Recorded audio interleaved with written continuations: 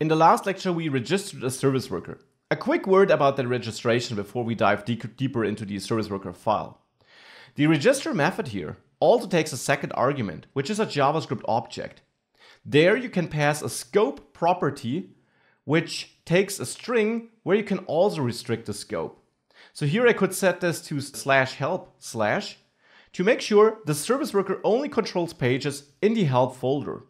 Now normally it would control everything in the public folder because that is where the file lives, but we can override this with the scope. You can't do it the other way around though. If you register the service worker in help and you want to set scope to /, that won't work. I find it important to add this, though most of the time you'll just place the service worker where you want to use it, but it's important to know this option.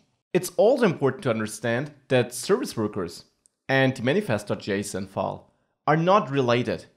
Yes, there is this condition of the Chrome browser requiring a service worker to show you this app install banner, which also requires a manifest.json file. But in general, you can use either of the two features independent of the other if you don't want to have this automatic app install banner at least. That's important too. And also important, service workers only work on pages served via HTTPS. Now correctly you would say, this page is not using HTTPS. It clearly isn't here. If you inspect it here, this is not secure. Localhost actually is an exception to enable you or to make development easier for you basically. This is the only exception though. If you want to deploy this on a real server, you need to serve your application through HTTPS. Otherwise, it will not work. This is important. Service workers only work on HTTPS. Why? Because service workers have a lot of power. You can intercept any request. You want to make sure that this is served on a secure host and not on any host. You want to make sure it's encrypted and that this power isn't abused. Hence this requirement. Now that we know this extra thing with the scope and requirements for using service workers, let's dive into the service worker file here. Right now it's empty, but we're changing this now.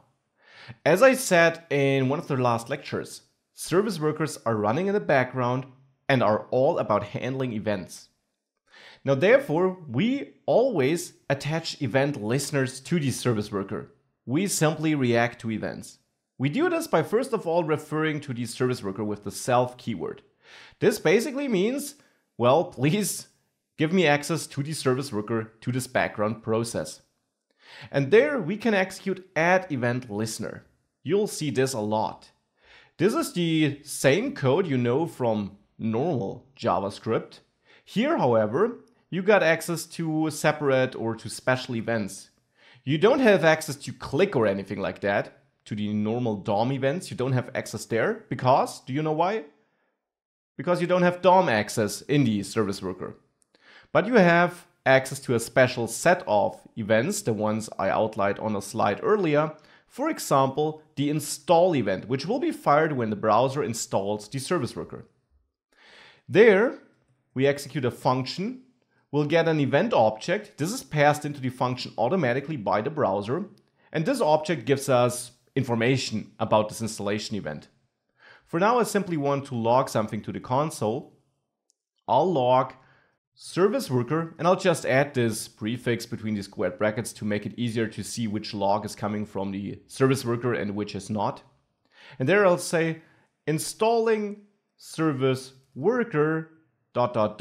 and also log the event. Now this is the install event, and as I said, this is fired whenever a new service worker is, well, installed. Now I'll copy this and add another event here, the activate event. This is fired whenever a service worker is not just installed, but also activated. And you'll see the difference in a second. Here I will say activating service worker and also log the event. There's also another line we have to add here to make sure that it works without issues. We have to return something. We should return self clients claim. Claim is a method call. Now this certainly looks strange. It basically ensures that the service workers are loaded or are activated correctly. It should work without that line, but it can fail from time to time or behave strangely. adding this line simply makes it more robust. Might not be needed in the future, but it is needed right now. With these two lines added, let's go back to our application and reload the page. Now we see service worker registered and we see installing service worker. We don't see the activate event though.